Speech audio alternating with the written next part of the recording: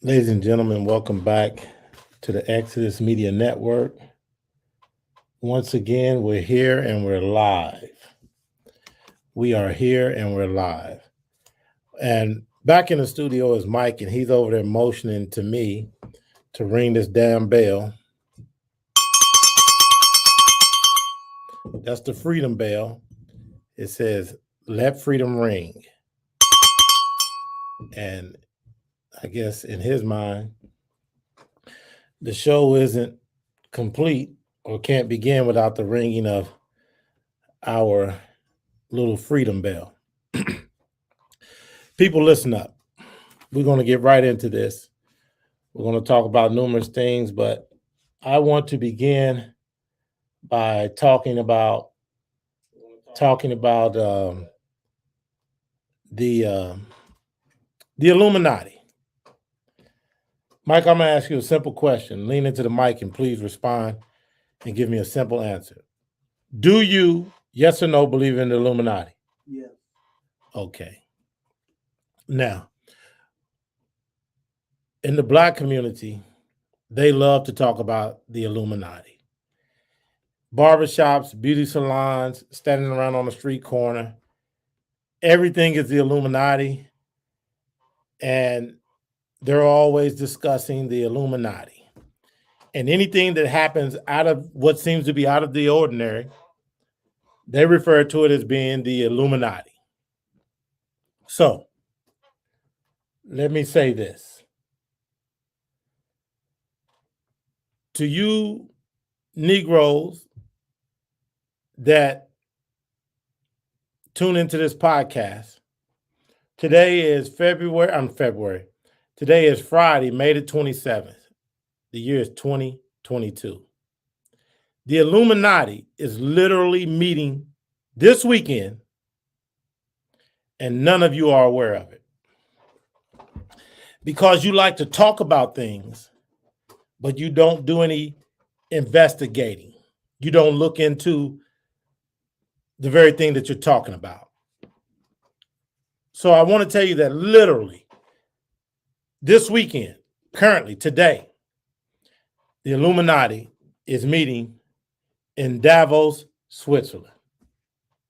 Okay, so while you're listening, Google Davos, Switzerland, World Economic Forum. In Davos, Davos, Switzerland, the World Economic Forum, created by and led by Klaus Schwab, is meeting this weekend. Now, some of you might have heard them mentioned on the television in passing. You might have had it on CNN or somewhere, and you heard them mention the World Economic Forum meeting this weekend in Davos, Switzerland. The actual term for the World Economic Forum is the Illuminati. Nobody has told you that, but I'm telling you that today. The World Economic Forum, and Google the World Economic Forum, because the Exodus Media Network is all about informing you, educating you, because I'm sick and tired. One of the things that I'm sick and tired of is stupid voters. People running to vote, running to the ballot box. They have no clue about nothing. So listen up. In Davos, Switzerland, the World Economic Forum is meeting. The creator of the World Economic Forum is Klaus Schwab, and they are deciding your future. Now understand, they can't decide your future unless certain people are in office. Certain elected officials have to occupy office in order for these people to implement their agenda, this Illuminati agenda. Now, there are times when, and well, let me back up. In order for the Illuminati to be successful, to the degree that they want to be successful, they have to have Democrats in office. Because the Democrats are the globalists that have signed on to the World Economic Forum and their global agenda. You follow me? Now, if you watch this video and you're not sending this to your friends and family, something's up, because you're being disingenuous, because you all out here are always talking about the Illuminati, the Illuminati. So I'm telling you today that the term commonly used for the Illuminati in the mainstream media is World Economic Forum. That is a group, an organization founded by Klaus Schwab. They are the Illuminati. They're on television, right? They've been on television today. Like, you can go and see clips of the meetings, and you'll see Democrat politicians and former Democrat politicians, okay? Globalist Democrat leaders are the people that you're going to see on stage talking about your future, okay? Now, these people, one of the things they like to say is, you will own less and you will love it, okay? Yeah. The very idea of someone telling me that I will own less and I will love it is dystopian. Because you're telling me that you are going to come in and you're going to reduce my personal ownership, what I can own, what I can have, and I can't own anything without you condoning it. And then you tell me I'm going to love it. That takes a lot of dystopian balls. Okay?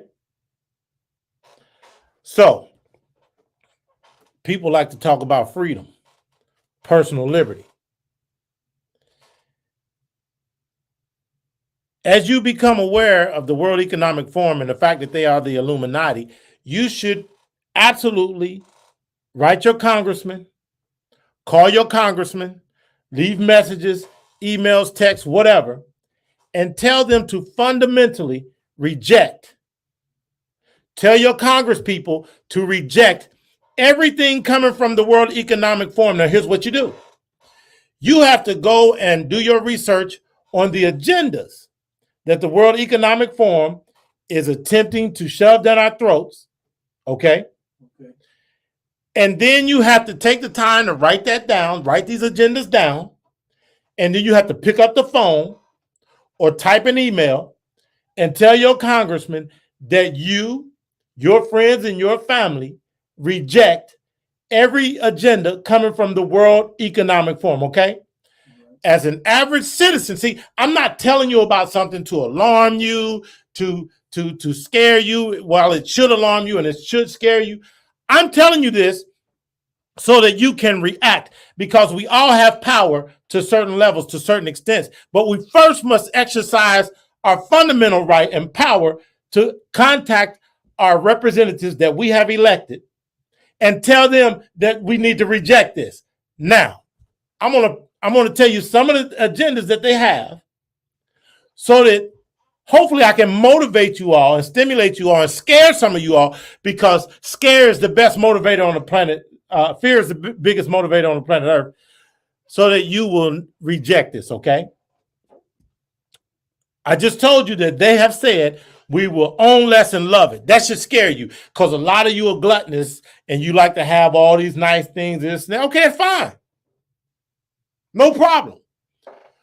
But if you're that person, if you don't want to have restrictions on what you can have, where you can drive, how often you can drive, how much you can eat, at what temperature you can cool your house, at what temperature you can heat your house, because these are literal things that they're telling us they're going to dictate to us. That's why we have smart meters on our houses.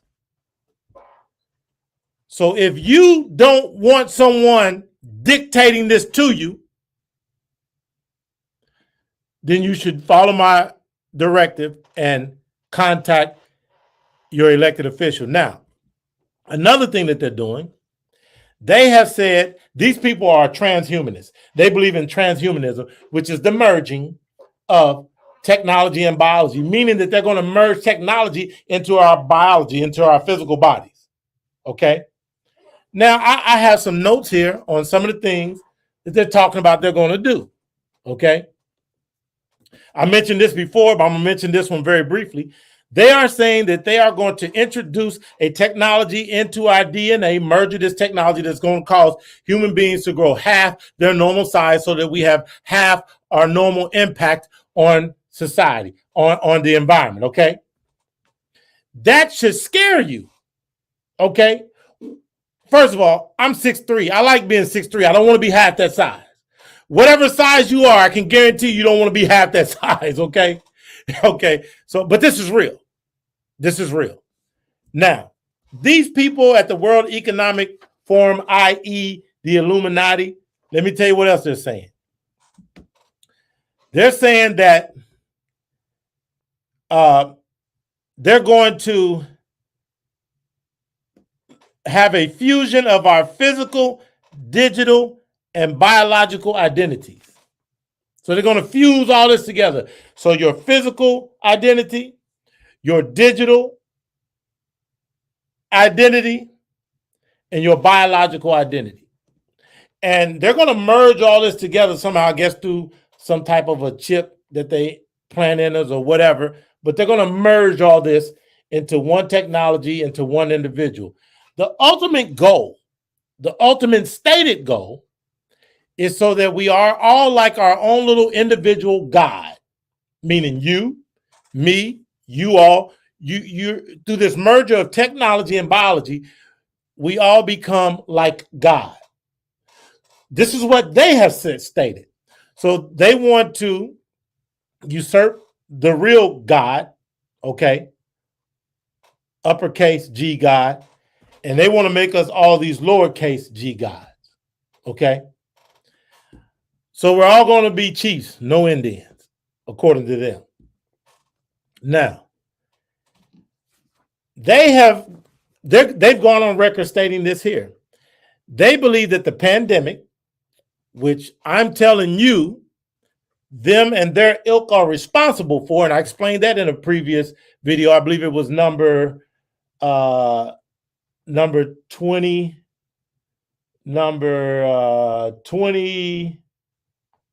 Hold on one second. In number 20, I touched on that. Now listen, they're saying that they're going to give us the ability through the integration of technology into our body. They're going to give the human body and the mind the ability to overcome their limitations. Okay? Now, God constructed us as he constructed us, and we have natural limitations based on God, how God has made us. But they are saying that they're going to give us the ability to go beyond that. They're going to one-up God. Okay? Now, remember, because I can't leave these things out, because this is all possible because of politics. They need the political engine in order to implement all this. And that political engine that's going to implement this dystopian society that they want to drop on us has to have a Democrat driving it. Okay? Because they are the ones, the party that subscribes to this. So I wish you people would stop saying there's no difference between the parties. You're a monkey and you're an idiot when you say there's no difference between the parties, and you're only saying that because you're too lazy to go and do your investigation and find out what's really real, what the difference is between the two parties. So stop saying that, because you're preoccupied with your little lives. So you want to be able to go around here and say there's no difference between the parties. You're full of crap. Let me tell you, simple, elementary, how we can prove. There's a million ways, but this is just for basic, for people to understand. Basic way to prove that there's a difference between the parties. You get different results based on who's in office. Okay? So, people, use your common sense. Listen, Klaus Schwab, the World Economic Forum, i.e. the Illuminati. Dr. Frankenstein. Yeah, that's right. Mike named him Dr. Frankenstein last time we spoke about him. They were talking about social distancing. Remember, we had 6 feet apart. And here's what they had to say about us having to be, according to them, according to Fauci, 6 feet apart. They said that this forced people to replace their physical world with a virtual one. They applaud that. They're happy. Because remember, they want to merge technology with biology. So when they said 6 feet apart, that was an experiment.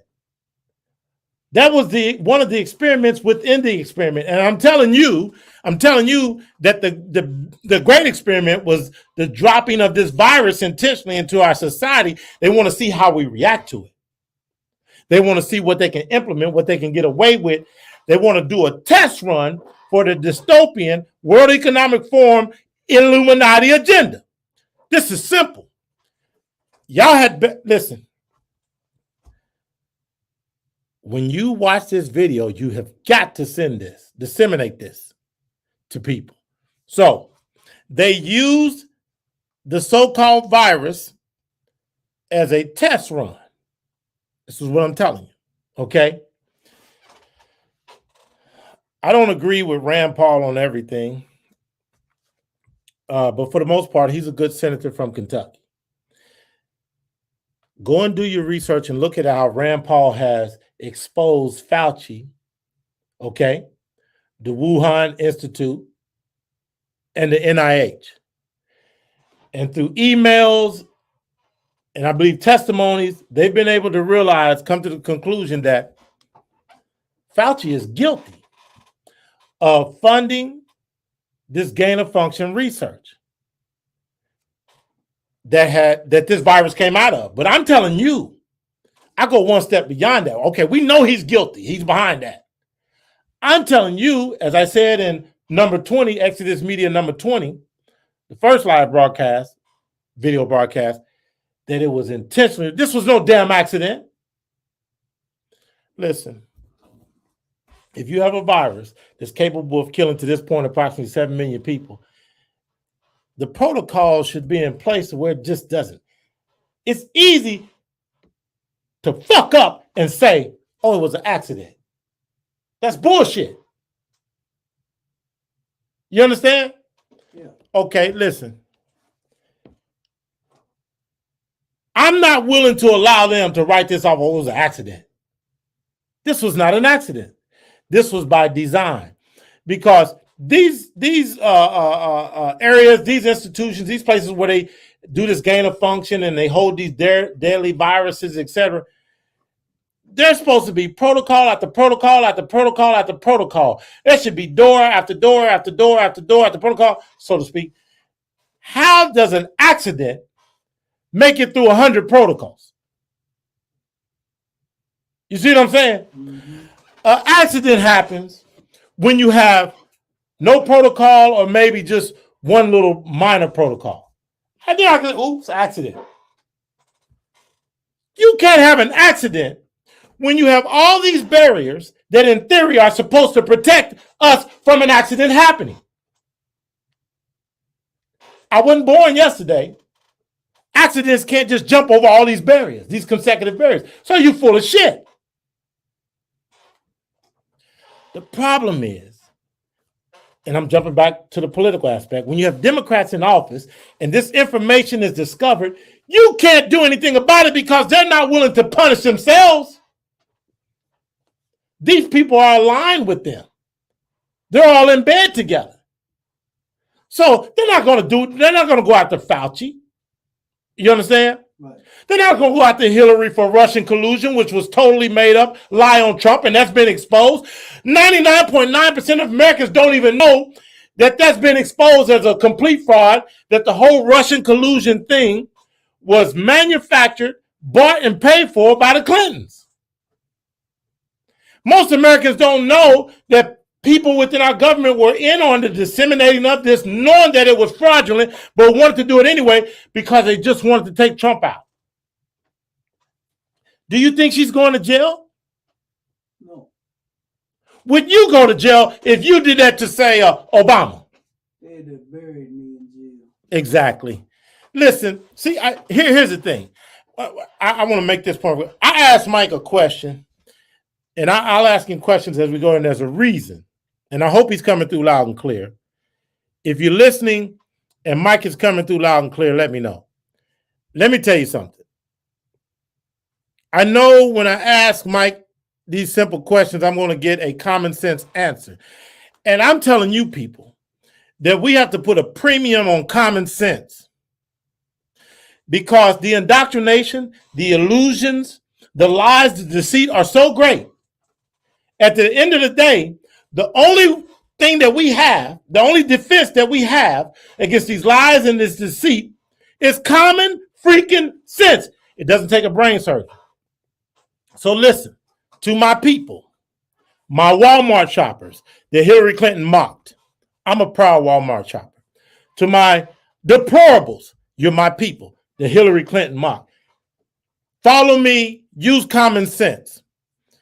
Common sense can supersede and outmaneuver all their lies and deceit and trickery. And I'm going to tell you why. Because common sense that resides in my mind and your mind and all of our minds out here comes from God Almighty. You understand? Mhm. Christ Jesus. Man is incapable of making something that can surpass common sense that's given to us by God. Okay? Right. So they can try to complicate stuff. They can come up with all these titles and names and they can do their peer reviews and they can say all this bullshit. But that's when the deplorables, the Walmart shoppers like myself, we have to sit back and say, hold on. Don't take them at their word. Sit back, go home, eat a pork chop, a steak, green beans, baked potatoes, salad, wash it down with some grape juice, and think about what these monkeys are telling you. Okay? Right.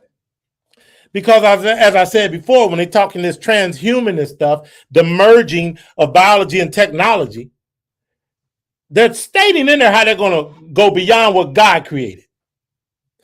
They believe that they are God. These people from the Ivy League schools, the Yales, the Harvards, the Dartmouths, the Browns, the Cornell, the Penn, they think that they're smarter than God, and they think that us deplorables are stupid for believing in God. That's the reason why Obama mocked us and talking about we believe in God and guns, etc.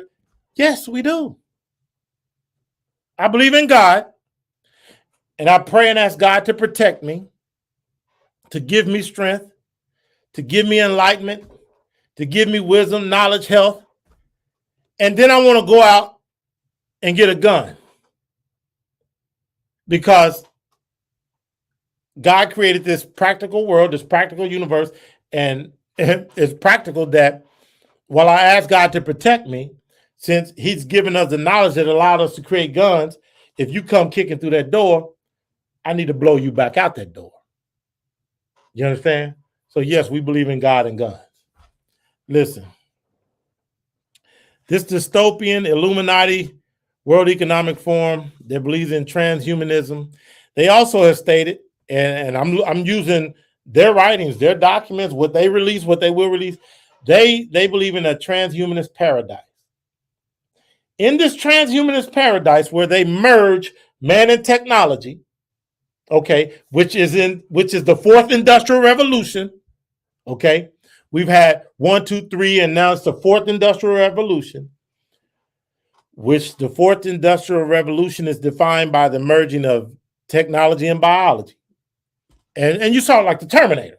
Right. You saw that? Right. Okay, $6 million man, Steve Austin. That was the first glimpse for us old heads, you know. Right. That was the first time we got a glimpse of transhumanism, and we saw it every week on television. Steve Austin playing the $6 million man, the Bionic Man, and that was our first glimpse of that. That's for you old heads. Now, they believe that they can merge man and technology, create this paradise, and here's what happens in this paradise. They believe we'll all be our little individual mini gods, and in this paradise, this transhumanist paradise, you don't die. Okay? You are eternal. Okay? According to them. Now listen, ladies and gentlemen. They have now just said, forget about God and eternal life in heaven. They're telling you that they're going to give you eternal life here on earth in time because of their so-called brilliance. Okay?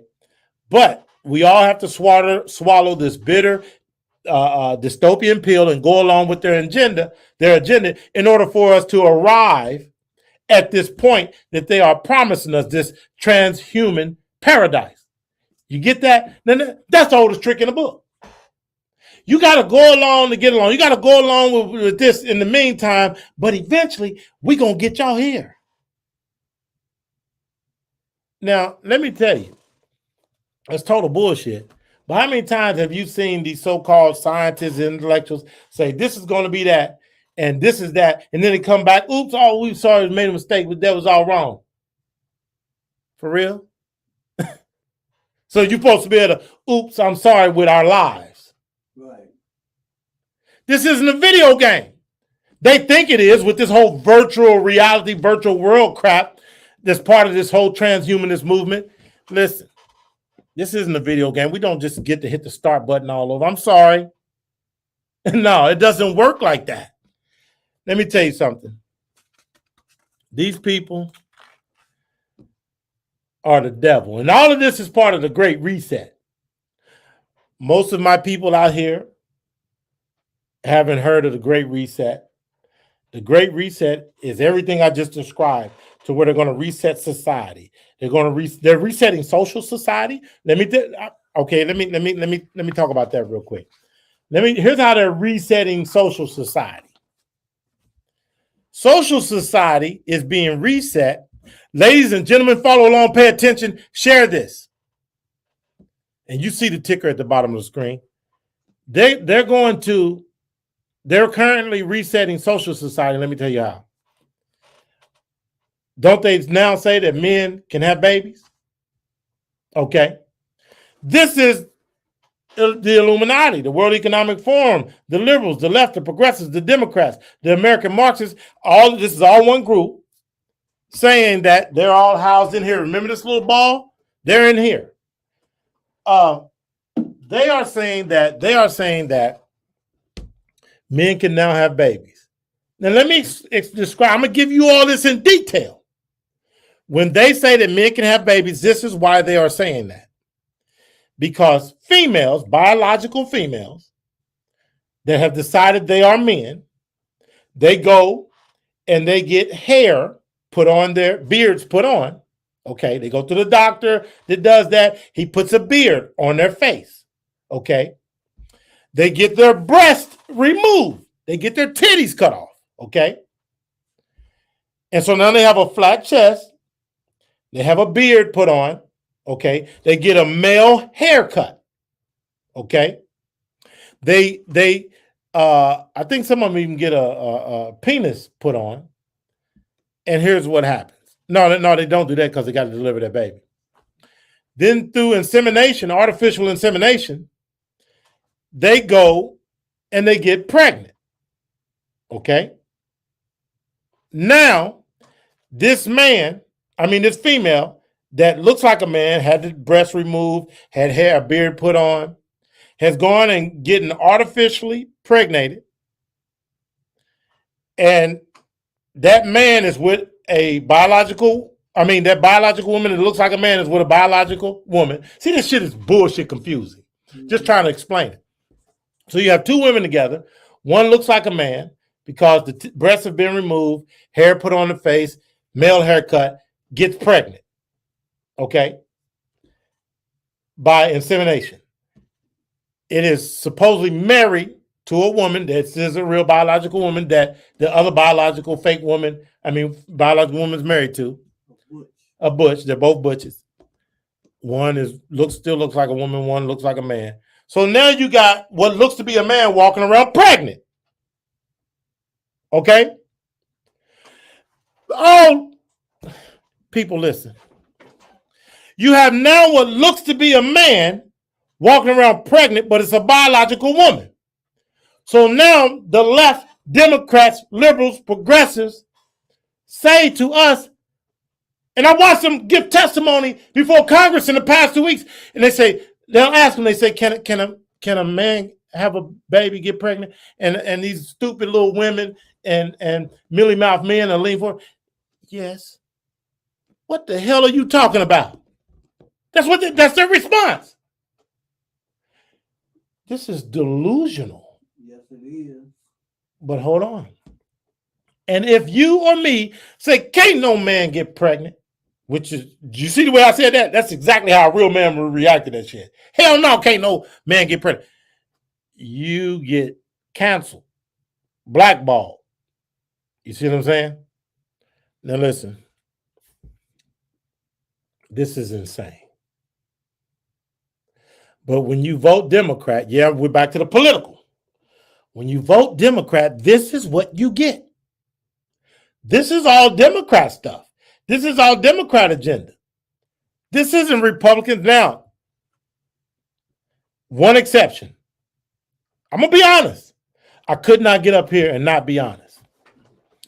The only exception to this rule, when I say this is all Democrat stuff, to a small degree, some rhino Republicans, and when I say to a small degree, I mean to a very minute small degree, some rhino Republicans go along with this, okay, because they are typically what they call themselves New Age Republicans. And a New Age Republican accepts and believes any and all things, in particular, any and all things that the left believes in. So they're really not Republicans. They just continue to carry the R next to the name, not because they believe in Republicanism or because they're conservatives or because they believe in Judeo-Christian values. They're trying to infiltrate and change the Republican / the conservative party. Do you all follow me? So,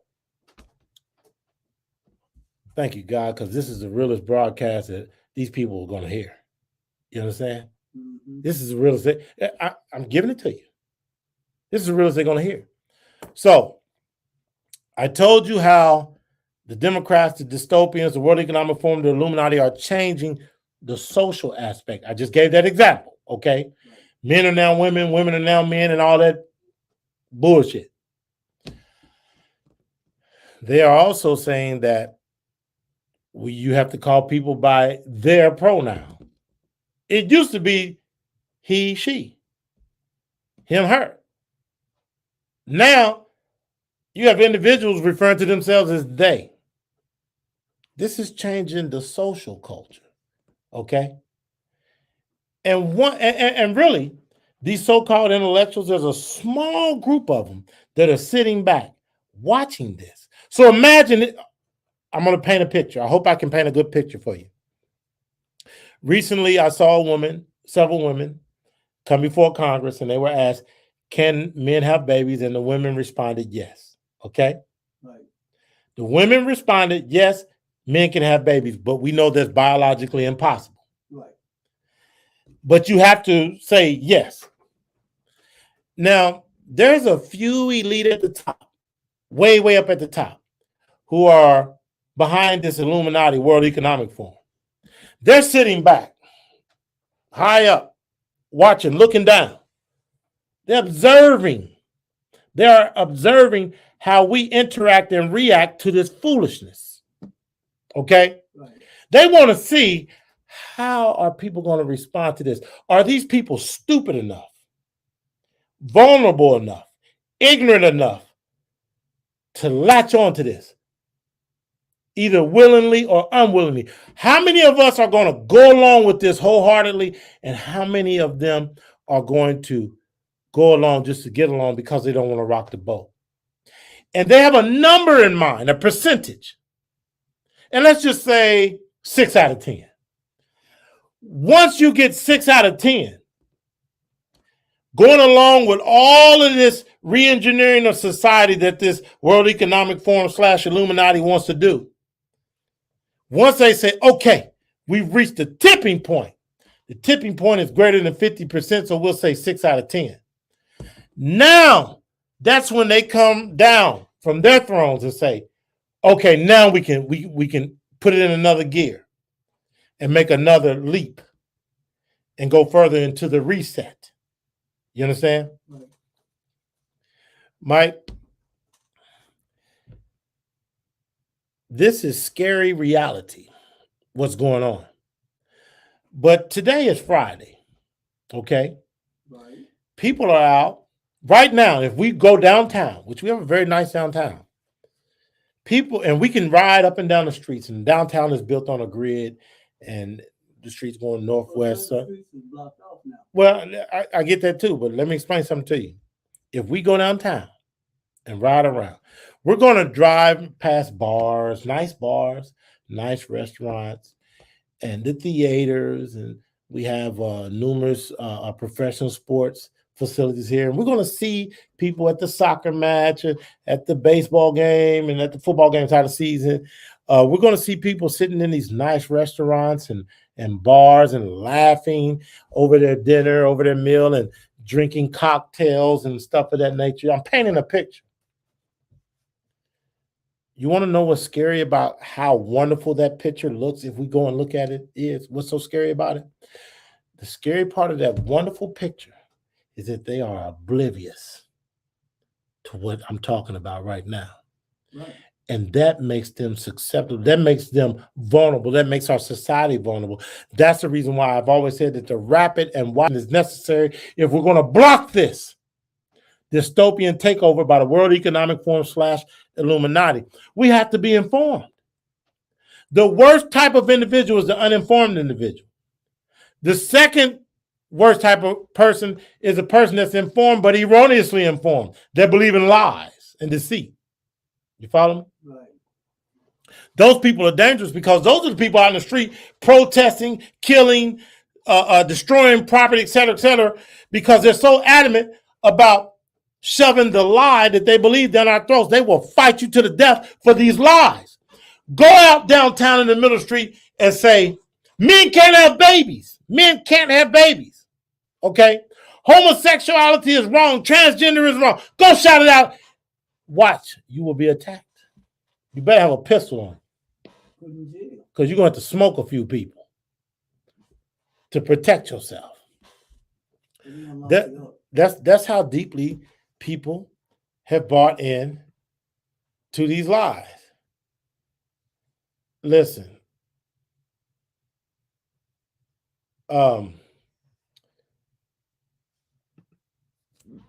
here's the deal, ladies and gentlemen. We talked about the social re-engineering. We talked about the biological re-engineering that happens as a result of the merging of the technology with the biology. This is the re-engineering of society. We talked about those things. Let me tell you one of the things they've recently been bragging about, and I mentioned this in a past podcast.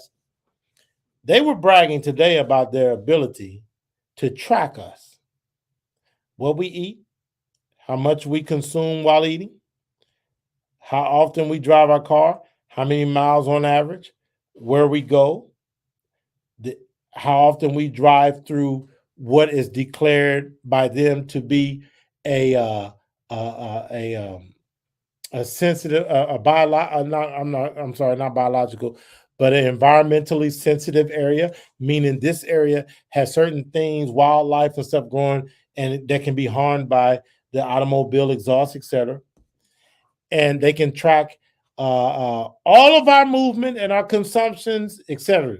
They were bragging about that today. And they also said that as a result of them being able to track us, and I don't think anybody wants to give up their privacy and be tracked like that. This is what they said. They can design a better world for us. First of all, I have a huge stumbling block here.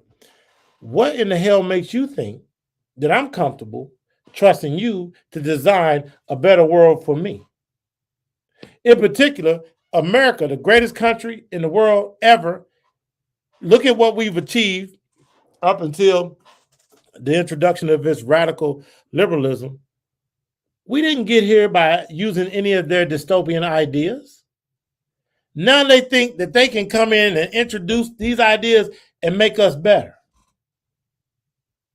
These people have never done nothing in their lives but go to school, claim to have a certain level of intelligence, and then they want to run out and tell all of us that they got it. We'll take it from here. We're gonna put y'all in the best position y'all ever want to be in, and you'll love it. You understand? This is what they're telling us. They're telling us they're gonna put us in a zoo.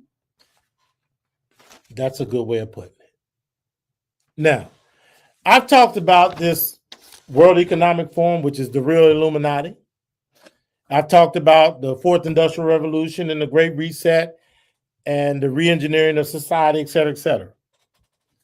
Now we're going to move on to some other things, and I can spend 5 hours on that, but we want to keep it moving because we want to disseminate information. And we really need for you individuals out here that come across this to share it. See, the problem, Mike, is so many people aren't bold enough to share information, videos like this, to hit that button and send it to all their friends and family. You can make this a link on your phone, send it to 20, 30 people. You can email it. You can do it all. Disseminate it. Don't be afraid to disseminate it, because if you're afraid to disseminate it, then we don't stand a chance. Right. Okay, now the Illuminati is meeting this weekend in Davos, Switzerland. They calling themselves the World Economic Forum, but their real name is Illuminati. Let me talk. I'm gonna touch on a lot of things. Stacey Abrams, you know who she is? Yeah. Stacey Abrams is this big hunk of meat From Georgia. from Georgia. Okay. She is this big hunk of meat from Georgia. She runs her big mouth. She's a know-it-all. She has totally screwed up Georgia, going back to the 2020 election. She's responsible for the debacle that you saw down there and all of the cheating that was allowed. Okay. She orchestrated that, and somehow, by the time it makes it to the media, they give her credit for orchestrating something legitimate. But what she orchestrated was fraudulent, illegal, and illegitimate.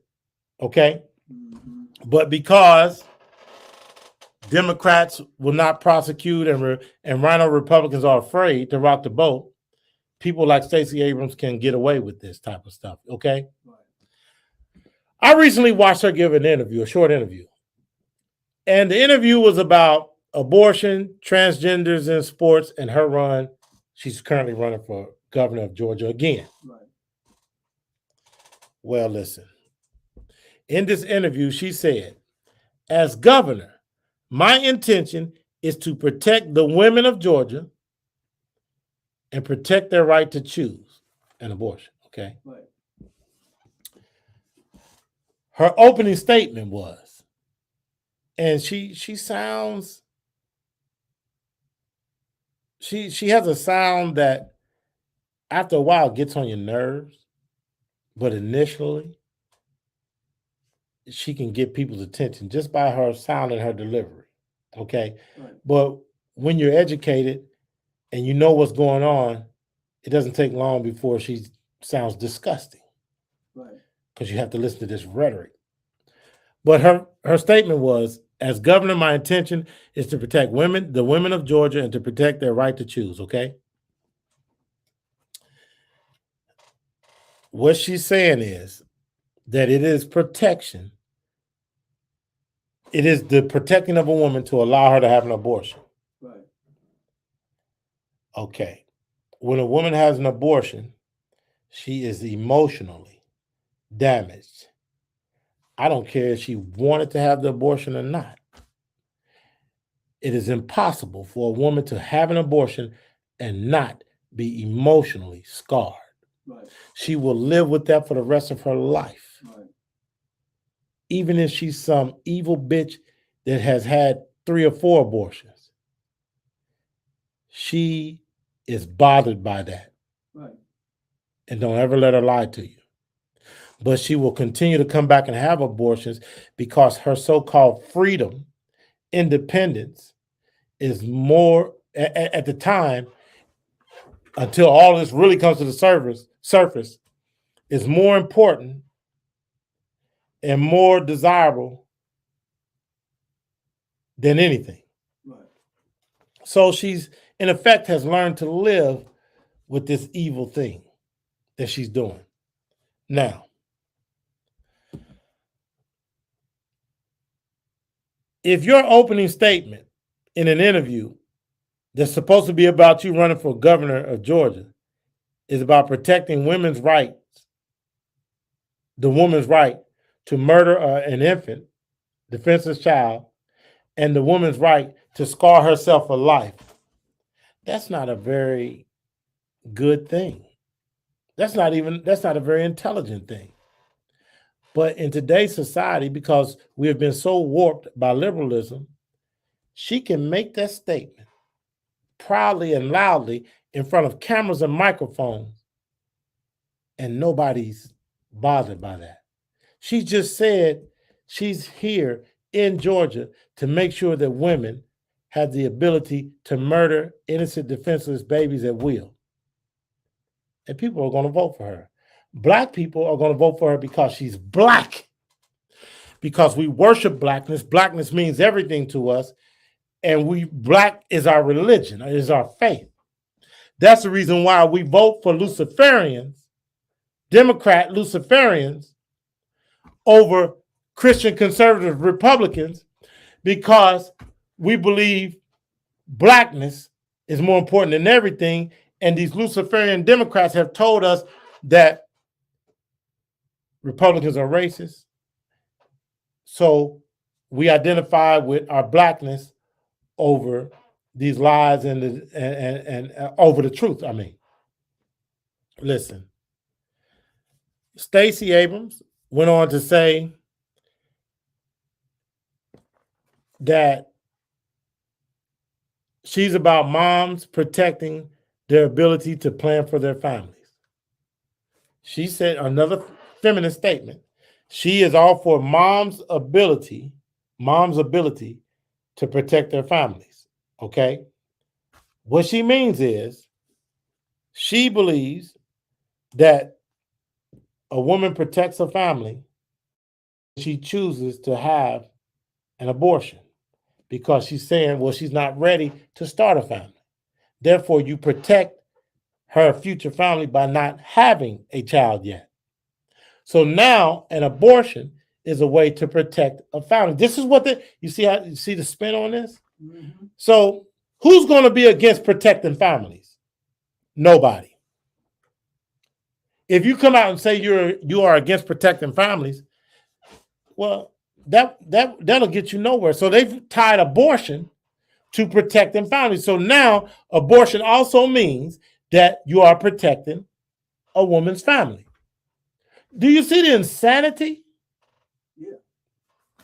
But we're falling for this, and it's easy for people to fall for this because the average person listening to what I just said is clueless. And in their minds, well, it sounds good, it sounds right, but they don't look below the surface. I call them surface dwellers. We're in trouble in America because the vast majority of people are surface dwellers. They don't look beyond the surface. And if they do, they look one layer, they certainly aren't going to pull back 5, 10, 15, 20 layers to really see what's going on because they're preoccupied with their lives, having fun, enjoying themselves, doing what they choose to do. And then the first Tuesday in November comes out, and they all want to run out and run their big mouths about who to vote for and run down there and vote. But you don't know shit. The problem, Mike, is we got too many people voting that don't know shit. We got too many people voting that are voting based off their emotions towards a lie. You're emotional about a lie. Your emotions are tied to this lie that you've been given, and you want to protect this lie. Okay? Listen, Stacey Abrams, a lot of people don't know, but she writes these, they call them romance books. They're actually these little X-rated sex books. Right.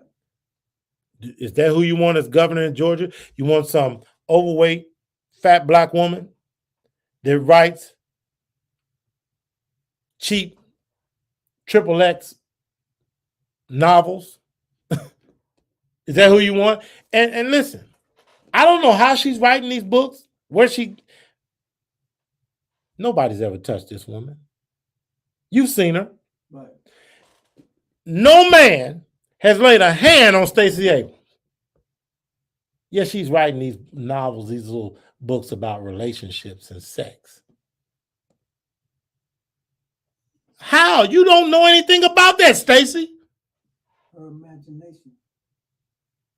Well, it better be her imagination because It has to be, because no man has touched this bride. Okay? So we're gonna leave Stacy and her filthy sex novels alone. Oh well, no, we can't do that. Hold on.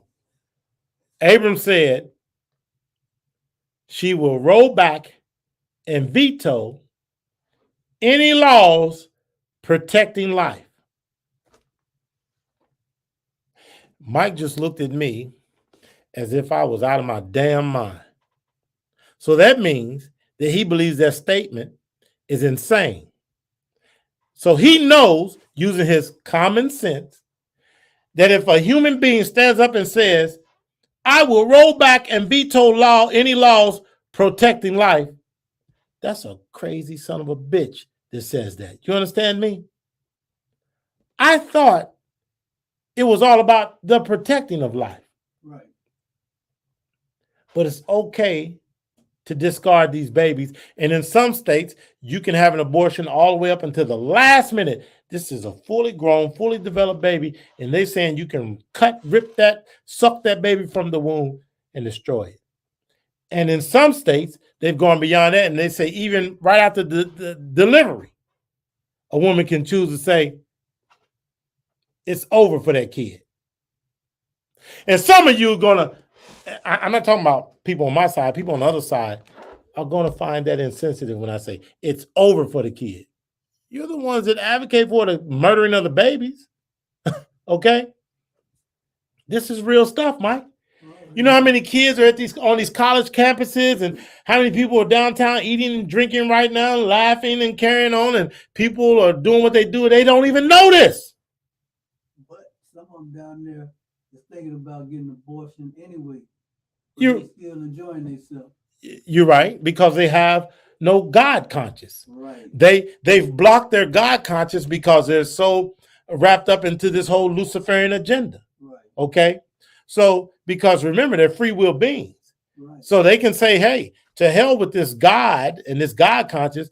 I'm going to embrace this whole Luciferian agenda, and I'm going to just keep that God conscience at bay. Yeah, but then when Sunday comes, they go to church. And who do you think they worship? Satan. Well, here's the thing. Most of them aren't going to go to church. Most of them don't really believe. So that's neither here nor there, because these people, these people are, let's just move on. Okay, we have an oil crisis, a fuel cost crisis in America. And I said before that these people, these liberals, these Democrats, these dystopian liberal elite, the Illuminati, which is the World Economic Forum, they have manufactured this crisis because they believe, and they have said, never let a good crisis go to waste. Anybody that says never let a good crisis go to waste is evil. So if the Democrat Party and the Democrats all agree, and the dystopian Democrats, the World Economic Forum, Illuminati, all these people over here, liberals, progressives, they agree, and they say this repeatedly: never let a good crisis go to waste, because you believe you can have a crisis and use that crisis to your advantage in order to implement your agenda. Is it a stretch to say? Is it at all a stretch to say that they will then manufacture a crisis? I mean, if they believe in a crisis and their ability to take a crisis and use it to their advantage, wouldn't they then create a crisis on purpose? Yes, sir. Okay, see, that's common sense over there again. Well, knowing the information that you people know, knowing what you've heard tonight, understand many of these crises are manufactured intentionally by the left, Democrats, dystopian Democrats, the Illuminati, World Economic Forum. These are all the same people, in order to implement an agenda that they know you willingly will not accept. So they have to find a way to put it on you through a crisis, through a virus, by force. You understand? Right. But we're sitting around oblivious, so many of them. Now, Trump was in office. Gas prices were low. Diesel fuel was low. Now gas for a premium car is $5.12. Diesel is $5.45, $5.50, something like that. And that is a crisis manufactured. The reason why we know the crisis is manufactured, because you can't go from this administration to that administration, and in a day, this happens. And we saw Biden manufacture the crisis when he signed all those executive orders. Okay? Go online and look at the executive orders. The executive order, he okayed the Nord Stream 2 pipeline, which was doing Putin a huge favor. But that whole thing, that backfires on us. Right. He restricted our ability, okay, to access our own oil and gas. So as a result, that causes prices to increase. So he manufactured that, and it was intentional. Why? Because these are the people that say they want to make us drive less. Well, what's the most expeditious way to make American people drive less? Increase the cost of fuel, right? Right. Okay.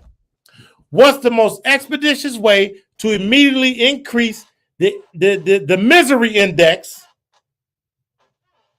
cause the prices of consumer goods to go up, right? Right. Men and women, Americans, will be miserable when they go to the store to find out what they typically buy at price A is way up to such and such price, okay? Right. So if I can immediately send your misery index up by causing the cost of all goods and services to increase, I just created a crisis, right? Right. Okay. I just manufactured a crisis. And they say never let a good crisis go to waste. This is how they implement their policy, their agenda, their dystopian ideals. This is how they put them on us. This is it, ladies and gentlemen. Listen.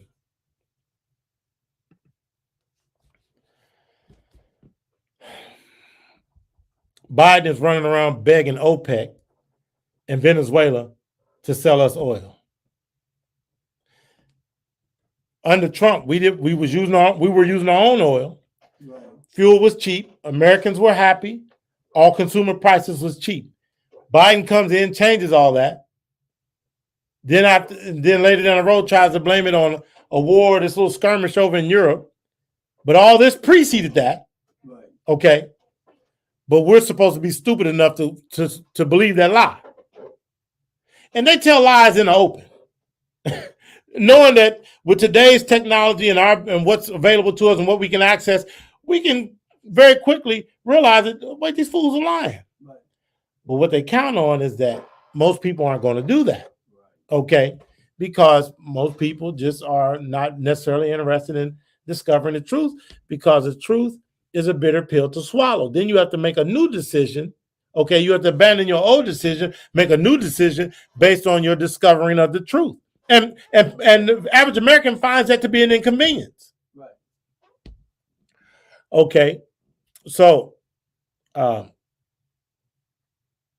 Trump, his slogan was "Make America Great Again," right? Right.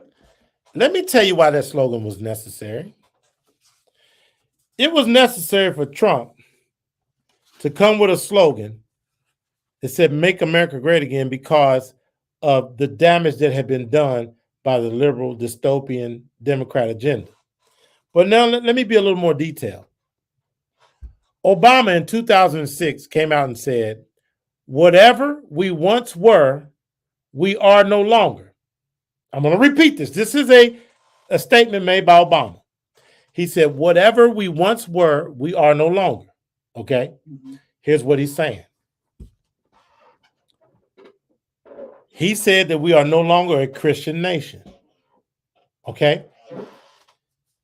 Now, everything about this nation, the Constitution, all everything is based on ultimately the Ten Commandments and Judeo-Christian values. Right.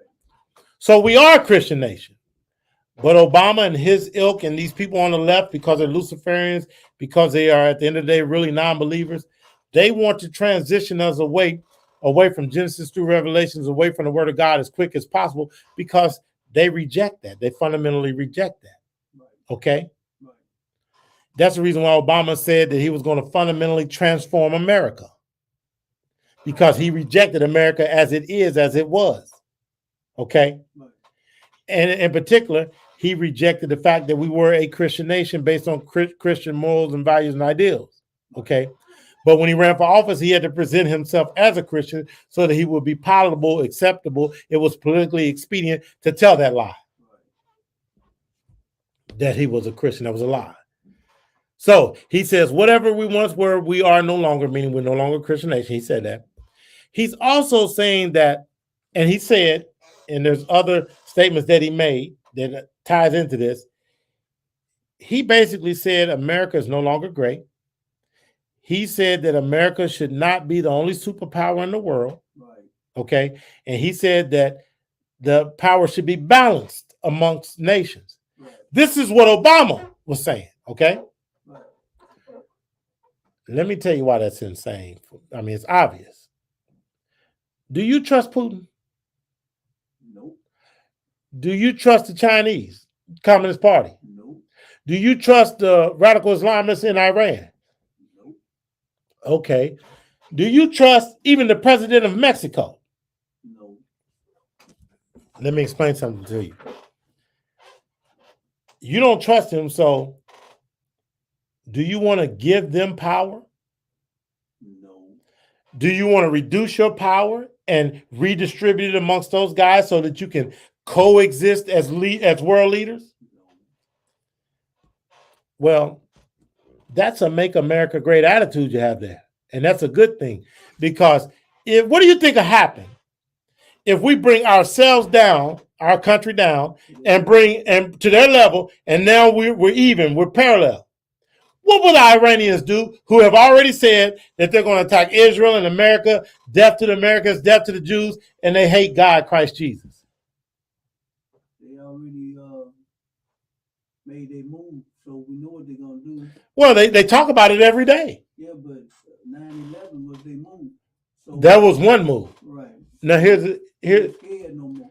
no, they're not. Now here's the other thing. The Chinese, the Iranians, the Russians, and many other groups of people, North Koreans are waiting, you're right, are waiting on that opportunity. Right. The opportunity is when these liberals, these get in office and they say, well, we want to bring America down, bring these other people up. We want to share power. We can't be the only superpower. We want to have equals in the world. They're not just going to stand by idly by and be our friend. They are going to attempt to destroy us. Okay? Now let me tell you why gun ownership is important. There's hundreds of millions of guns in America. The reason why the dystopian Illuminati leftists want to get rid of our guns is because when they bring this thing down like this, Right. they want no resistance. Right. Okay? They want to be able to just come in and do whatever they want with no resistance. But as long as we have 300-400 million guns, they know there's going to be resistance. Right. Okay? This is what we're fighting against, man. We're fighting to preserve ourselves. We're fighting to preserve our nation. We're fighting to preserve our individual freedom. Let me ask you a question, Mike. If these Illuminati, World Economic Forum, dystopian leftist, liberal Democrats are successful at doing what I said they want to do and what they have stated that they want to do, how do you think they're going to react to Christians? Just a real simple answer. How are they going to react to us Christians? They're going to lock us up. That's the nicest thing they'll do. They'll kill us as well. Right. Let me tell you something. Right here, remember, I said, what are they going to do to Christians? Right here, I'm holding a book. The name of this book is called Rules for Radicals. Okay? Mm-hmm. Remember I said we talked about the Illuminati, which is the World Economic Forum. They're dystopian. Dystopian means misery. When people implement a dystopian culture onto you, they make society dystopian society, that's because they're forcing their will on you. If they force their will on us, we will then be miserable. Okay. So just always remember, a dystopian society is a miserable society. And that's the reason why I say they have a dystopian agenda. An agenda is going to bring misery on us. But let me before I get too far away, in this book, Rules for Radicals, which was written by a guy named Saul D. Alinsky, he's one of these people. He's evil as hell. He was Hillary Clinton's mentor. Okay. They knew each other personally, and he literally mentored her. So now you see where all her evil comes from and her dystopian thought process. From the grave, he was also Obama's mentor. Right. Okay. And there's a lot I can say about the relationship that Obama had with this dead man, but I don't have time to go into that. And it's real stuff that you can go and investigate and discover. So, in this book, you know how you write a book and somebody will write a foreword, a statement in the book about the book? Saul Alinsky wrote a foreword to Satan, Lucifer. So when I call them Luciferians, okay, followers and worshipers of Lucifer, Right. see, I tell people this, I've told people, I'm going to show people. Right here, you can see it. It says Lucifer. You see that? They can see that. Zoom in on it, y'all, at home. And Saul D. Alinsky. Saul Alinsky. Let me tell you what he wrote. This is a shout out to Satan that he put in his book that he wrote. It says, lest we forget, at least an over-the-shoulder acknowledgement to the very first radical. So he's praising Lucifer, Satan. You were the first radical, which he was, because he rebelled against God. Right. Okay? Right. He knows this. He then goes on to say, from all our legends, mythology, and history, and who is to know where mythology leaves off and history begins, or which is which? Now, what he's saying there is, he's trying to cause you to question the scriptures. Right. Is it mythology? Is it history? But he never says, and he's not going to say that it's reality. Right.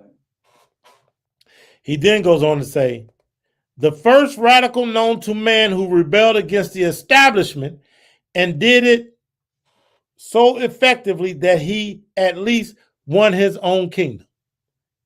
Then you go to church, you're a Bible man, you're a scripture man, you hear what he's saying? Mm-hmm. He's saying, Lucifer is my hero, my champion. He was the very first radical that rebelled against the establishment, God's establishment, okay? Right. And he was successful at rebelling against God's establishment because he won his own kingdom, which he did. Right. And he's telling the liberals, the Democrats, the progressives, the dystopians, the World Economic Forum, the Illuminati, you can do it too. Right. And he wrote this book telling them how to do it. Right. You feel me? Right. That's the reason why it's called Rules for Radicals. Remember, he said to the very first radical, Right. Rules for Radicals. So he's telling all these radicals and radicals that they're manufacturing, this is how you do it. You do it the way Satan did it. Follow his lead. And then this book is dedicated. He gives you the blueprint on how to do that. Right. Let me tell you the first thing in his blueprint. Now remember, they want to take over society. I'm sorry, remember, let me tell you the first thing in this blueprint. Remember, they want to take over society, okay? Right. They want to do this great reset. They want to rearrange everything under this Luciferian code.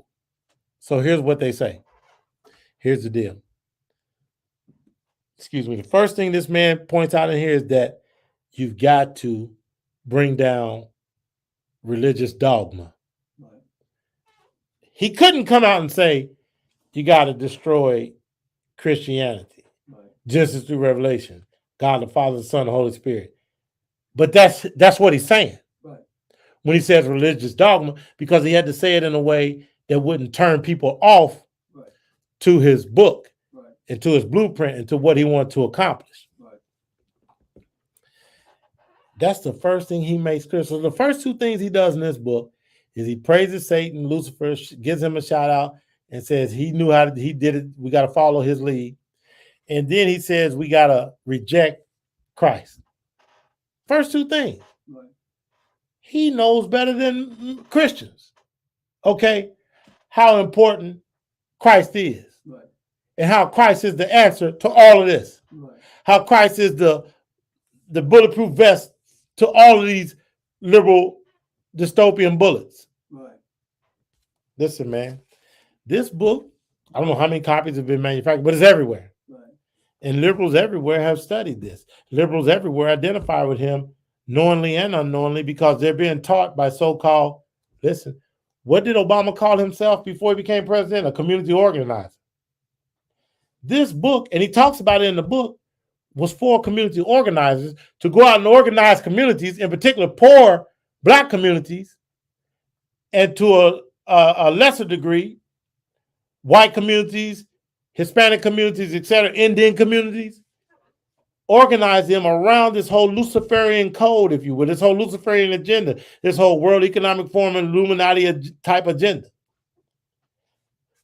This is what I'm talking about. Obama knows that his whole community organizing, was built around Saul Alinsky and this book, Rules for Radicals. Remember, he said he was a Christian. Mm-hmm. Why is he organizing around a guy that praises Lucifer? Okay? Right. And shouts out Lucifer, Satan, and praises him for rebelling against God. Right. Why is he organizing around this book and this guy when he says the first thing we got to do is eliminate God? Right. You Black people and you white liberals have been fooled when you ran out and voted for Obama 2008, 2012. And the Black people are so, let me make sure I'm looking into the camera when I say this, Mike. Black people are so stupid because you were so preoccupied with race and seeing this image of a so-called Black man in front of your face on this camera, behind this microphone, and you thought he talked good. You thought he was articulate. You thought he sounded good. You thought he looked presentable and palatable. And you said, ooh, and he has a wife. He's married. He's a Black man that's married. And he has his 2.5 kids, and y'all ate that up. And you didn't want to hear people like me that was telling everybody that that was all erroneous, that was all a scam, that was all a disguise, that was all a beard, that was all something in order to get you because they knew they were going to do this. And these Illuminati went out and grabbed this half Black dude. Stop calling him Black. This half Black, half white guy with his Black wife. Okay? Right. And his mixed kids. Partially mixed kids. And said, we're going to put him up there. We're going to present him. And at that point, it's easy to play the race card. You reject him. You debate against him. You argue against him. Never mind the fact that you're arguing based on arguments, the merits of the argument. If you reject this guy in any capacity, you're racist. That's what they said. Right. So they almost forced people to have no choice but to vote for him because they knew the last thing people wanted to be called was a racist, and the last thing Black people wanted to be called, so to scare them to vote for him, was a sellout. Right. So if you was Black and you didn't vote for him, you was a sellout. If you was white and you didn't vote for him, you were racist. Right. And they ran with that. And remember, this guy, Obama and Hillary Clinton, our last two Democrat nominees prior to Biden, were followers of Saul Alinsky, who was a follower of Lucifer. Okay? Now, Alinsky came out and tried to claim that he wasn't. I don't give a shit what that man said when he was alive. He wrote it down. Right. Ladies and gentlemen, it's a lot going on. And we got a lot to cover. I don't want to stop. And I'm looking for a reason not to stop. Okay, let me mention this. In our country right now, there's a massive attack, war being waged. Now, when I say this, most people, when they hear me say this, they're not going to feel too sympathetic about this group of people that I am going to tell you are under attack. They're not going to feel sympathetic. And typically when people are under attack, people are sympathetic, right? Right. And they come to their aid, okay? But this particular group of people that is currently under attack, and I'm going to tell you about a second group of people tied to them that are also under attack as well. White Christian heterosexual men are under attack. Okay? I want Black Christian heterosexual men, okay? Black Christian heterosexual men to now come to the aid of white Christian heterosexual men, and not just come to the aid of come to their aid, but align with them, because we are the only two groups that can really stop this whole dystopian, Luciferian, Illuminati, World Economic Forum, Democrat, liberal, progressive assault on our society.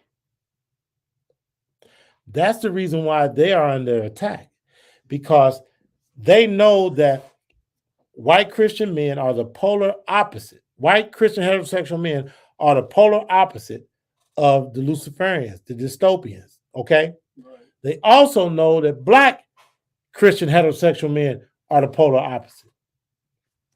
Those two groups are under attack, constant attack, okay? Because they represent the patriarchy, right, as God designed it, the man at the head, the man in control, okay? Right. The man is the head of the house. The man is the head of the home, right, head of the family. We represent the nuclear family, a man married to a real woman with 2 kids. Right. This is all under attack. The only people in society that are really doing this and supporting this traditional nuclear family, Judeo-Christian lifestyle are white Christian heterosexual men and Black Christian heterosexual men. They outnumber us numerically, but we believe the same, okay? So they're going after them first, and to a lesser degree us. So we have to come together to fight this, okay? Right. We have to fundamentally reject all of this stuff that I've been talking about tonight, and there's much more. So spread the word. Call your buddy down the road, email your buddy, text your buddy, send this video out to them. We have to come together and we have to fight. There's an attack on our values, our morals, our faith, our country, I believe I said our rights, our Constitution, and so on and so forth. And speaking of the Constitution, I just got to say this real quick, and I said this before. This is a message to all you so-called conservative Republican pundits behind these microphones. You are doing a disservice to the conservative cause, the Judeo-Christian cause, the Republican cause, when you want to identify with homosexuals and embrace them, when you want to embrace so-called Muslim politicians in America, and when you want to run out and half-heartedly fight against abortion and reassure liberal women that they're going to be able to get their abortion in a liberal state. Okay? Right. If I'm truly against abortion, it's not in my heart or my mind to reassure liberal women that they're going to be able to get their abortion. I sound like a simp, a sucker, a clown, a jackass, if that's what I want to do. Right. Come out and reassure liberal women, oh, you'll be able to get your abortion. It's just going to be slightly inconvenient. You're just going to have to go to a state that allows it. Why would you be such a suck ass and get behind the microphone and say that every damn day? Because you're so afraid of the radical left. Abortion in the United States of America cannot exist according to the Constitution, because the Constitution, which is attached to the Declaration of Independence and the Bill of Rights, which guarantees us life, it guarantees us life. So how the hell can you say, well, the federal government can outlaw abortion, but it should fall on each individual state? If the individual states are part of the United States, how in the hell can we condone the murdering of a child? And there is no damn debate about when life begins. Right. We know when it begins, at inception.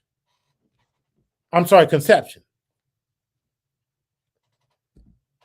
Listen, if you are a conservative, if you are a Republican, if you're behind a microphone and you believe that the Constitution tells us that the states should be able to decide if abortion is legal, you are damn, don't call yourself no fucking constitutional expert, you idiot. Constitution is based on the preservation of, is all about the preservation of life, ultimately, at the end of the day, because it's based off of Judeo-Christian principles. Am I right? Right. These monkeys running around here talking about some, well, it should come down to the states. You're a lie. The life of an innocent, defenseless baby can't be left up to some fucking state legislature. You're an idiot. You're an idiot. Stop saying that shit.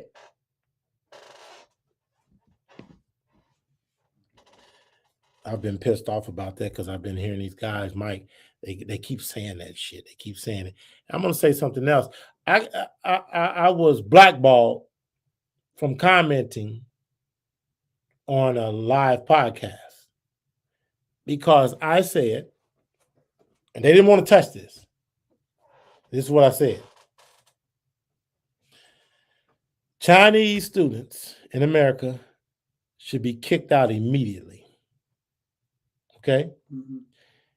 Students from India in America should be kicked out immediately.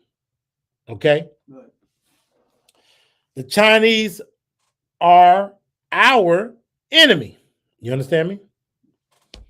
So why are we educating the enemy? They return home.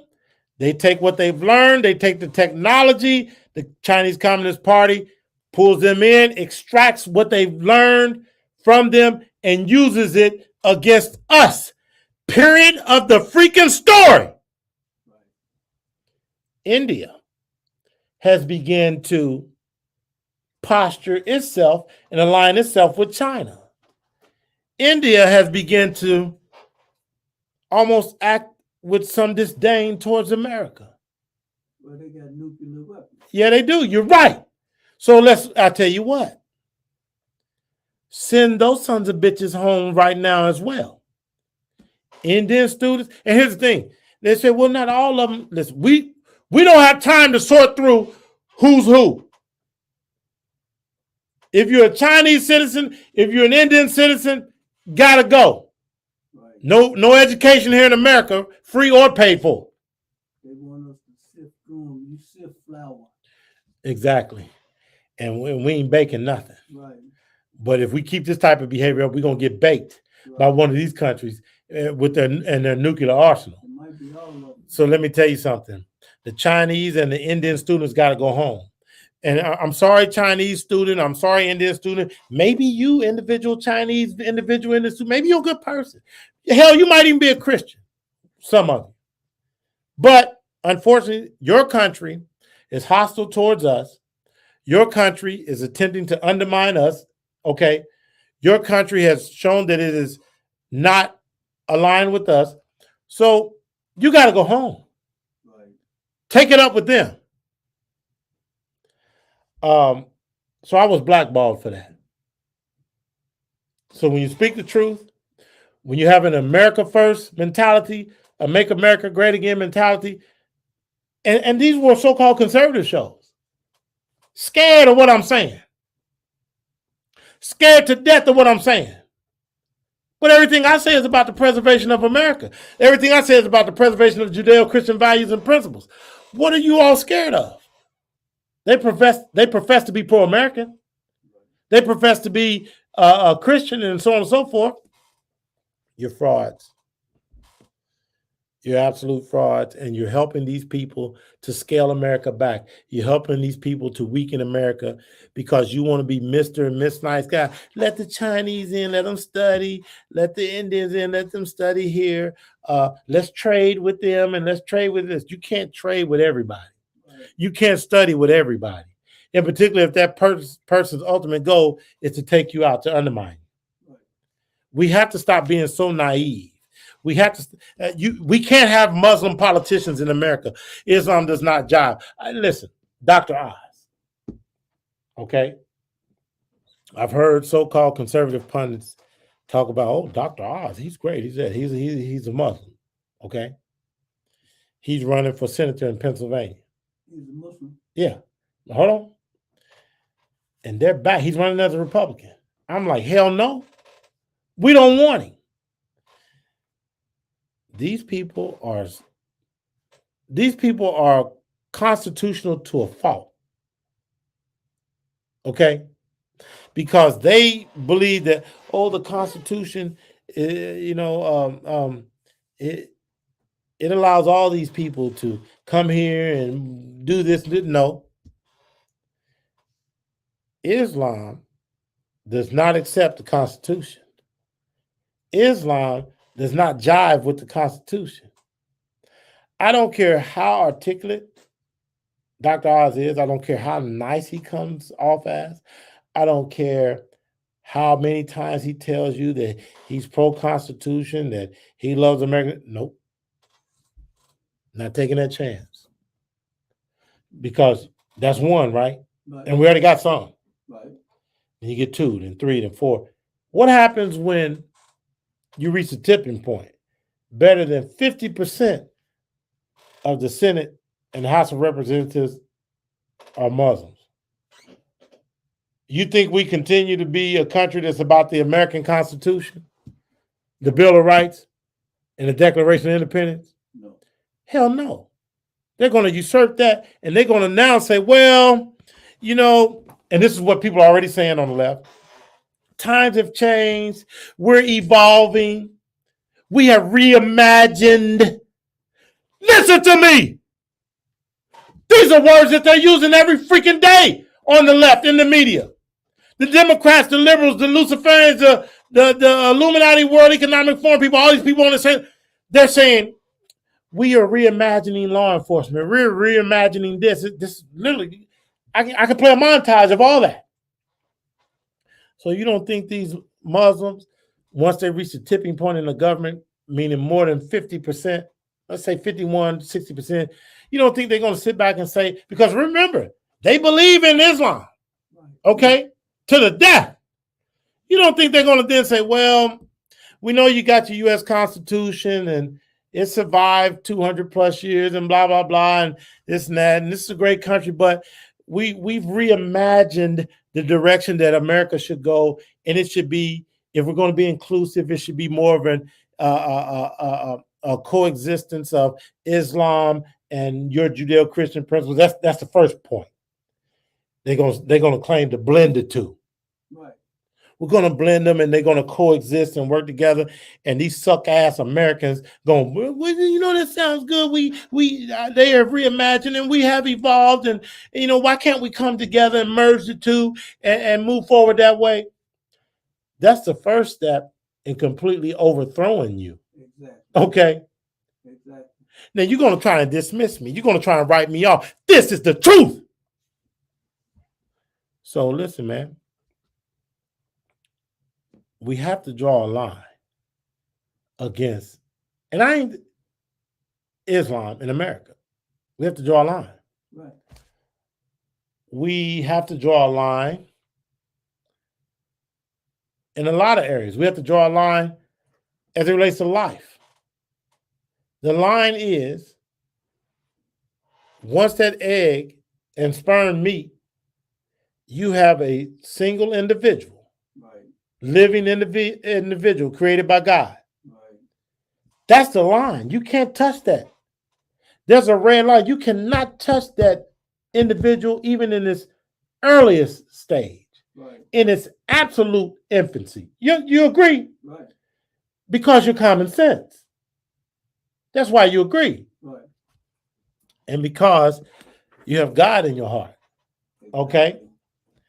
And ladies and gentlemen, this is just the real of everything.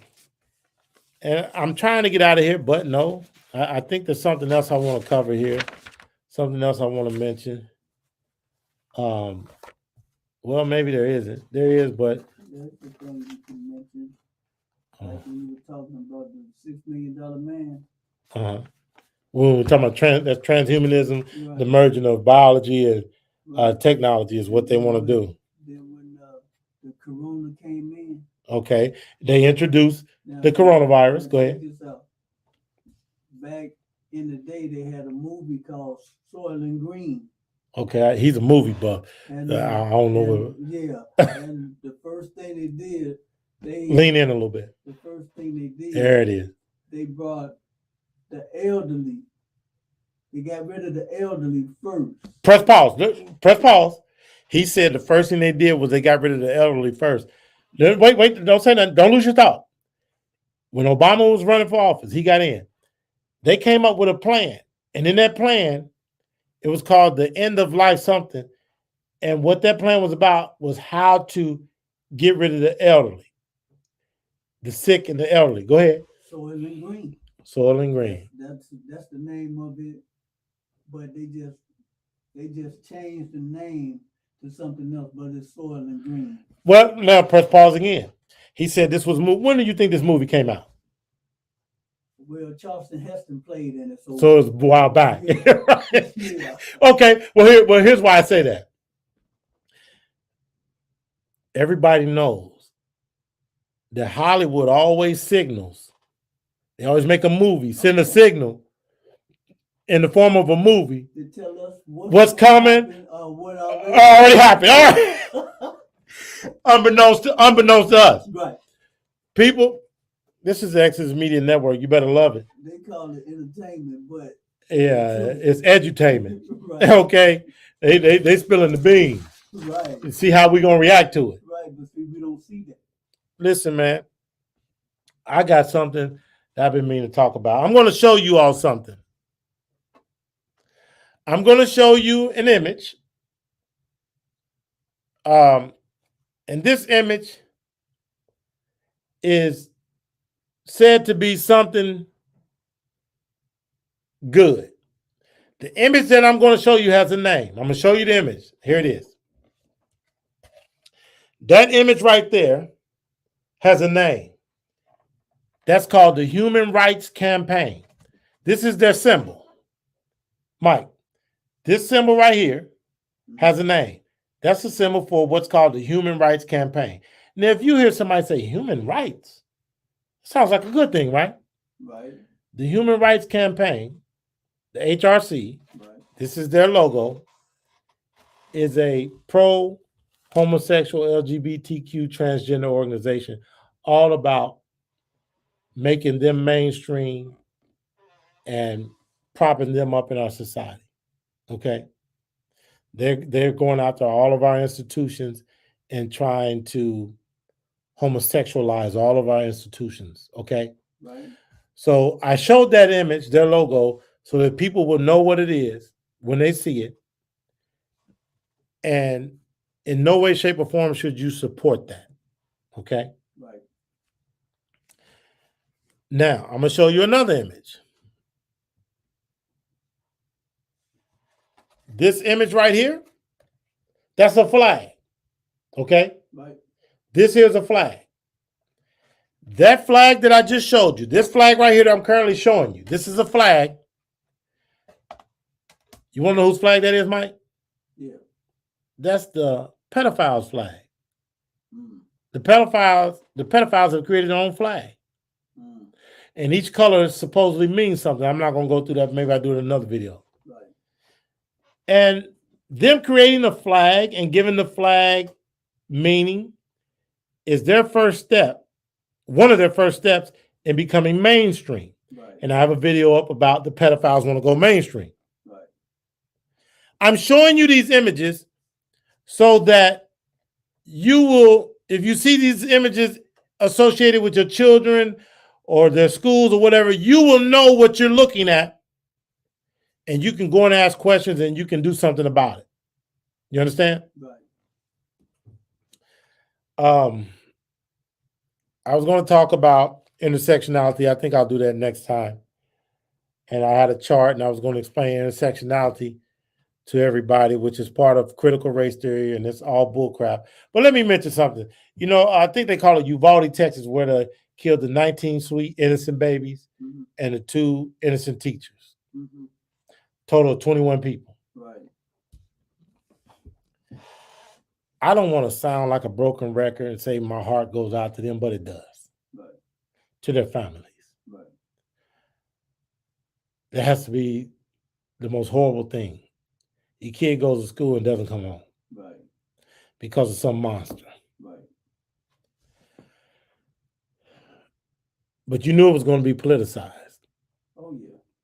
But everything that they say is politicizing it is not necessarily the politicization of that, but they call it that to attack that group. Right. It's the Democrats that are politicizing. Right. And they're using it as a means to go after guns. Yeah. Okay. And they're using it as a means to say that Republicans and the NRA are evil and don't care about life. Right. But these are the same sons of bitches that abort 300,000 babies every year. Right. Then they want to act like they're so compassionate and so distraught about 19 kids shot, when these are the same sons of bitches that say you can have an abortion all the way up until just before birth and even right after birth. Right. You a lying son of a bitch, evil Luciferian Democrat, when you get up here and you talk on CNN and MSNBC acting like you care about these kids murdered in Texas. You're a lying son of a bitch.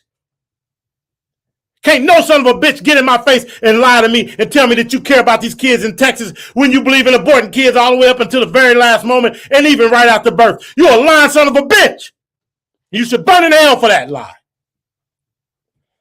I needed to get that off my chest. You did a good job. Oh, good, because you have no idea. So, here's another thing. We hear all these speeches about, oh, we got to protect the kids. We got to get the guns off the street. That's what they say. Well, let me tell you something, man. In Chicago, we had 800 homicides last year. Did you hear any of these compassionate speeches about the preservation of life and getting the guns off the street? Not at all. Those 800 were black boys and girls, some of them innocent. And some of them babies. And some of them babies. Did you hear any of these speeches? Not at all. Okay. But the people giving these speeches are super hypocrites because they're all liberal Democrats. They're all Democrats. On one hand, they're giving these compassionate speeches about these kids that died in Texas and the preservation of life. But these are the same people that push abortion. And they're the same people that say that they care about the urban core inner city black youth when 800 of them died in Chicago last year and they didn't give these speeches. Right. So they say they care about the kids because of the kids murdered down in Texas. But on this hand, they support abortions, 300,000 dead babies per year. And on this hand, they know all the black lives lost in America every night due to violence. I think it's about 136 black kids are killed every week. Black young adults, kids are killed every week in America by other black people across urban America. Right. About 10,000 per year. Do you hear any compassionate speeches about that? No. Did Lori Lightfoot, this ugly, fly-looking monkey, say, does she come out? No. She's the mayor of Chicago. She hasn't come out to stop this violence in Chicago. She hasn't cried. She hasn't given these compassionate speeches. But let me tell you what she just came out and said. Remember, these kids are getting slaughtered in Chicago. Right. She said, this was what she just came out and said while all this is happening. She's talking about mobilizing homosexuals to fight. What the hell what does that have to do with anything? Because listen, she's a homosexual first and a black person second. She's telling you that she puts her homosexuality ahead of her blackness. Right. So she's a sellout and a fraud. Right. And the good people of Chicago, what good people you have there, should throw her ass out on her ugly freaking face. Okay, hold on. Has BLM said anything about all this murdering in the urban core across America of black on black? No, I haven't heard from them. Okay. I just heard a newscast the other day. ABC newscast. I believe it was ABC News. They were talking about the monkeypox. I was teasing you about the monkeypox earlier. I'm going to read what the newscaster said. Talking about the monkeypox, he said, all of the cases of monkeypox are gay, bisexual, are stemming from gay, bisexual, and men that have sex with other men. Yeah, I heard that. Gay, bisexual, and men that have sex. If a man has sex with another man, what the hell is he? Sodomite. But ain't he gay? Yeah. Okay. So how's that a separate category in this broadcast? You want to know why? Because they don't want to put it all on homosexual. They're trying to say that, oh, there's this other group of men that aren't homosexual. They're just men that sleep with other men, and they're also partly responsible for this. You asshole. Men that have sex with men are homosexual. Right. That's not a separate category. Right. So why in the hell you come out and you say ABC News, oh, the monkeypox is being spread by gay, bisexual, and men that have sex with other men. Well, if a damn man has sex with another man, he's a homosexual. Right. It ain't no heterosexual man sleeping with another man. Right. Dummies. You just don't want to put this shit on the homosexuals, and that's who it should be put on. Just that follow the science. The science is telling you that. But eventually, it's going to spread to the rest of us because of these so-called bisexuals who are really homosexuals. They want to jump in a woman and then to a man and jump out of a man and into a woman. Right. You monkeys.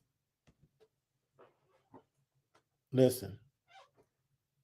Another thing, I'm going to say something to black men, and particularly these so-called tough guys, these thugs. And Tupac created that dumbass thug culture, and yet they praise him and act like he's so great.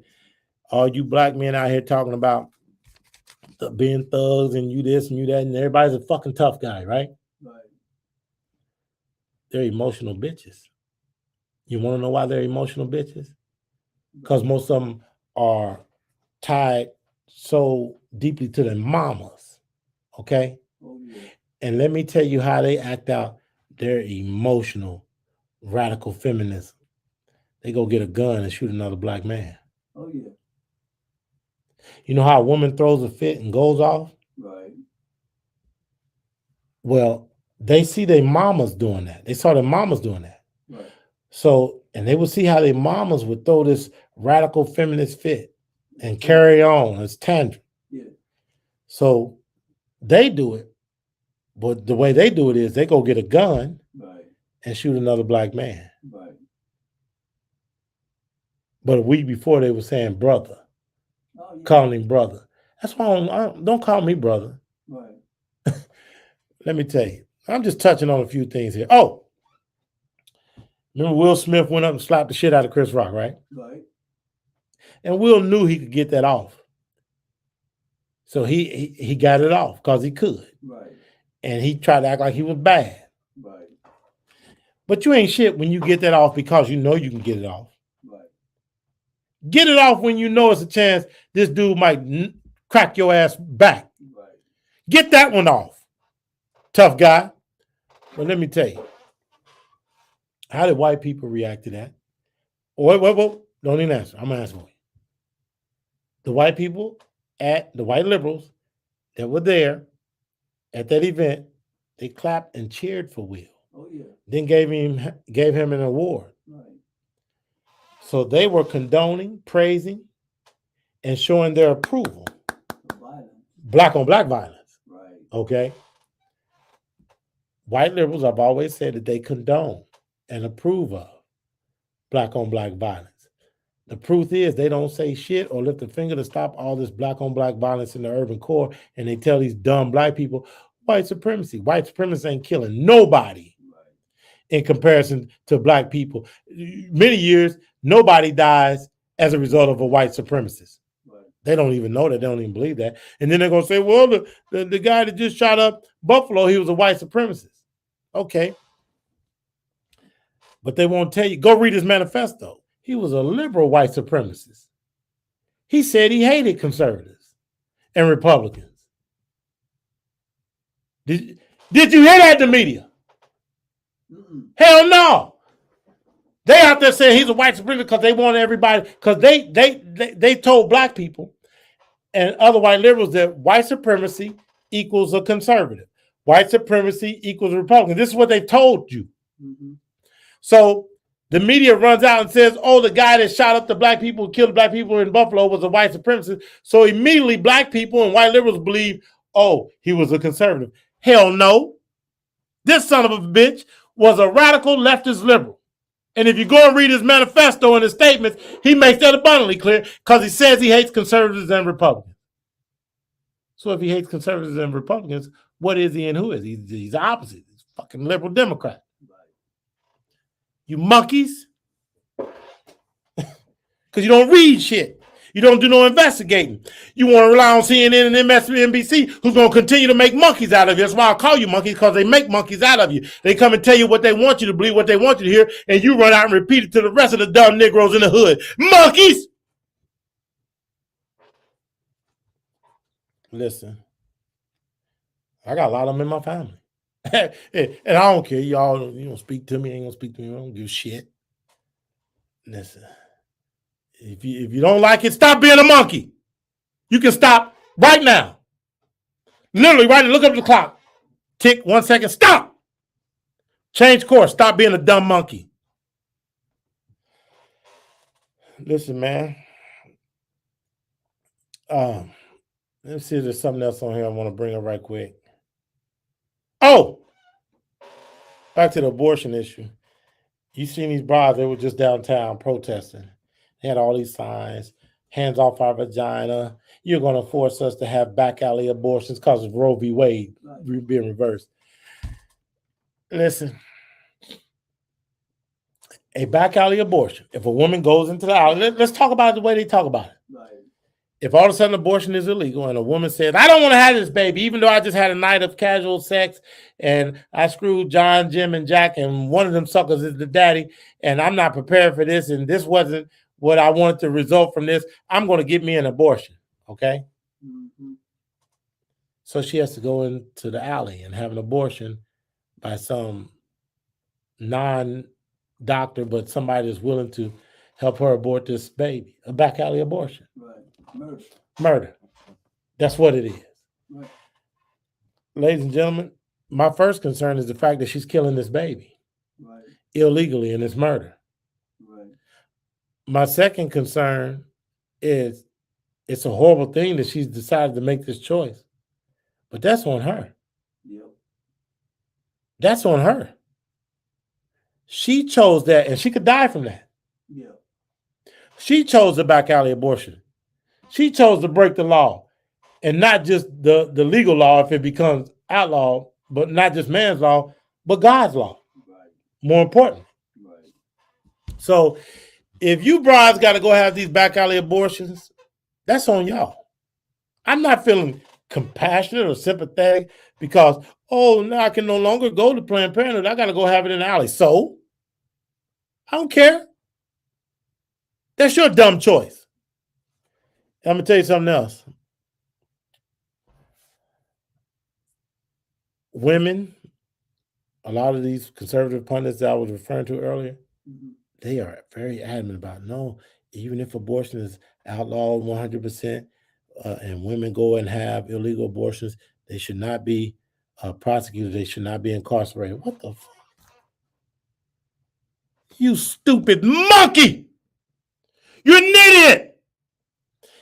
If it's illegal and the bride goes in the alley and murders the baby by sticking a coat hanger up her crotch, she just broke the law. She just committed murder. The bride should go to jail for murder.